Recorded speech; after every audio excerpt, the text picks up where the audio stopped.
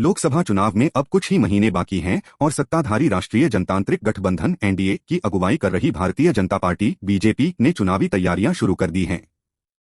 BJP ने अब की बार 400 के पार सीटें जीतने का लक्ष्य रखा है।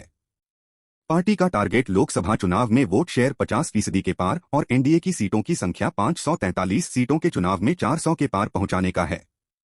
अब सवाल यह भी उठ रहे हैं कि बीजेपी ने 50% से अधिक वोट शेयर और 400 से अधिक सीटें जीतने का लक्ष्य निर्धारित किया है, तो उसके पीछे कौन से फैक्टर्स हैं? बीजेपी के तरकश में कौन कौन से तीर हैं जिनके सहारे वह 400 सीटें और 50% वोट शेयर का लक्ष्य भेदने की तैयारी कर रही है, भरोसा जता रही है? राम मंदिर बीजेपी की स्थापना के समय से ही अयोध्या और राम मंदिर निर्माण पार्टी के एजेंडे में रहा है। बीजेपी राम मंदिर पर फैसले से पहले यह नारा देती रही है, रामलला हम आएंगे, मंदिर वहीं बनाएंगे। बीजेपी के इस नारे में तारीख नहीं बताएंगे जोड़कर विपक्ष भी हमलावर रहा है। अब अयोध्या में रामलला की प्राण प्रतिष्ठा की तैयारी चल रही है। 22 जनवरी को रामलला की प्राण प्रतिष्ठा होनी है। बीजेपी के बड़े नेता विपक्ष के इसी नारे को आधार बनाकर लगातार हमलावर हैं। यह बता रहे हैं कि अब तो तारीख भी बता दिए।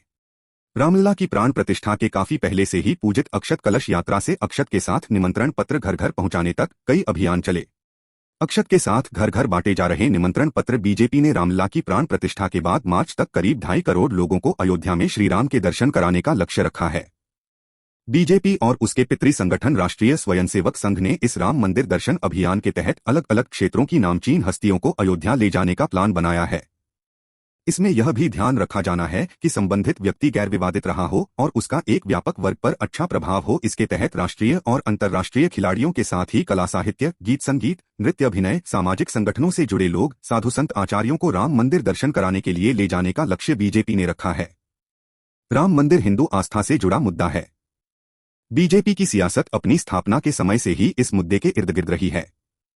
अयोध्या और राम मंदिर के इर्द गिर्द 2 से 303 सीट तक का सफर तय करने वाली बीजेपी ने 2024 में 400 पार का लक्ष्य निर्धारित किया है। पार्टी का टारगेट 50% वोट शेयर पर भी है। बीजेपी की रणनीति राम मंदिर के सहारे चुनावी वैतरणी पार करने की है।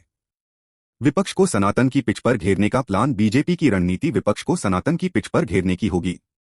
उदयनिधि स्टालिन के सनातन विरोधी बयान को लेकर बीजेपी विपक्षी पार्टियों को घेर ही रही थी कि अब कांग्रेस और अन्य दलों ने रामलला की प्राण प्रतिष्ठा को लेकर आयोजित कार्यक्रम का बहिष्कार कर बीजेपी को हमले का मौका दे दिया है।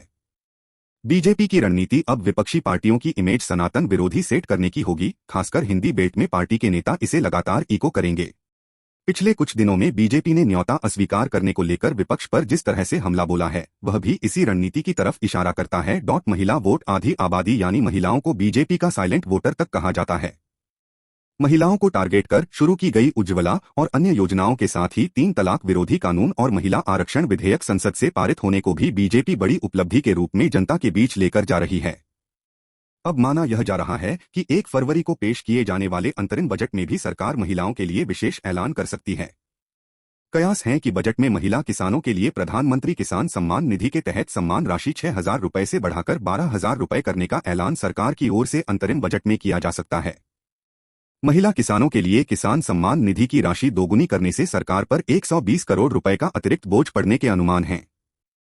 महिला वोट बैंक पर बीजेपी का फोकस। इसके अलावा सरकार आर्थिक रूप से कमजोर महिलाओं के लिए कैश ट्रांसफर स्कीम शुरू करने का भी ऐलान कर सकती है।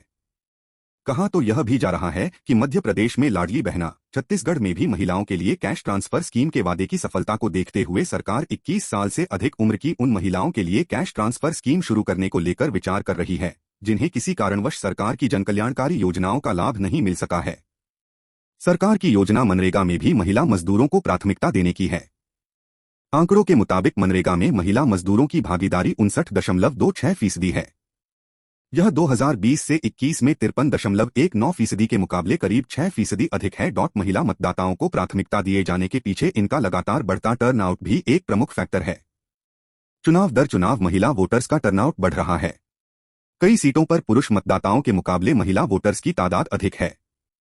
साल 2014 में देश में वोटर टर्न आउट 55 करोड़ तक पहुंच गया, जिसमें 26 करोड़ महिलाएं थीं। इसी तरह 2019 के चुनाव में कुल 62 करोड़ वोट पड़े थे, जिसमें 30 करोड़ महिलाएं थीं। टर्न आउट बढ़ा, पुरुषों के वोट भी बढ़े, लेकिन महिलाओं के टर्न आउट में पुरुषों के मुकाबले 5% अधिक इजाफा हुआ था। पीएम मोदी की लोकप्रियता कैश कराने की रणनीति। अब अनुमान जताए जा रहे हैं कि 2024 में 70% से अधिक वोटिंग हो सकती है। पिछले कुछ चुनावों में जिस तरह से वोटिंग के लिए महिलाओं का उत्साह नजर आया है, उसे देखते हुए कहा यह भी जा रहा है कि इस बार महिलाएं वोट डालने के मामले में पुरुषों को पीछे छोड़ सकती हैं। यह भी एक वजह है कि बीजेपी का फोकस महिला वोट पर है। लाभार्थी वोट बैंक पर नजर। बीजेपी का फोकस केंद्र और राज्यों की सरकार की ओर से चलाई जा रही अलग अलग योजनाओं के लाभार्थियों पर भी है। विकसित भारत संकल्प यात्रा के जरिए सरकार की रणनीति लाभार्थियों तक पहुंचने और उन्हें सरकार की योजना से हुए लाभ की याद लाभार्थियों पर भी है। विकसित भारत संकल्प यात्रा के जरिए सरकार की रणनीति लाभार्थियों तक पहुंचने और उन्हें सरकार की योजना से हुए लाभ की याद दिलाने की भी है। प्रधानमंत्री नरेंद्र मोदी का अयोध्या में उज्ज्वला योजना की 10 करोड़वीं लाभार्थी मीरा मांझी के घर जाना भी लाभार्थियों को सीधे कनेक्ट करने की रणनीति का ही अंग माना जा रहा है। केंद्र सरकार की प्रधानमंत्री किसान सम्मान निधि हो या मध्य प्रदेश में लाडली बहना योजना, कई डायरेक्ट कैश ट्रांसफर योजनाएं भी चल रही हैं। बीजेपी की नजर उस वोटर वर्ग पर है जिसे डायरेक्ट कैश बेनिफिट योजना का लाभ मिल रहा है। लाभार्थी वोट बैंक पर बीजेपी का फोकस वादे पूरे करने वाली पार्टी की इमेज। बीजेपी के एजेंडे जम्मू कश्मीर से अनुच्छेद 370 का मुद्दा भी रहा है। लंबे समय तक जम्मू कश्मीर को लेकर एक देश में 2 विधान 2 निशान 2 प्रधान नहीं चलेगा का नारा बुलंद करती रही बीजेपी की सरकार में अनुच्छेद 370 हटाने का फैसला हुआ, जिस पर अब सर्वोच्च न्यायालय के फैसले से भी मुहर लग गई है। जम्मू कश्मीर में एक विधानयक निशानयक प्रधान की मांग से लेकर राम मंदिर के निर्माण और नागरिकता संशोधन अधिनियम के संसद से पारित होने तक बीजेपी की रणनीति वादे पूरे करने वाली पार्टी की इमेज गढ़ने की भी है। मोदी का चेहरा बनेगा गारंटी। बीजेपी ने हाल के चुनाव में मध्य प्रदेश में एमपी के मन में मोदी और राजस्थान में मोदी साथे राजस्थान जैसे नारे दिए थे।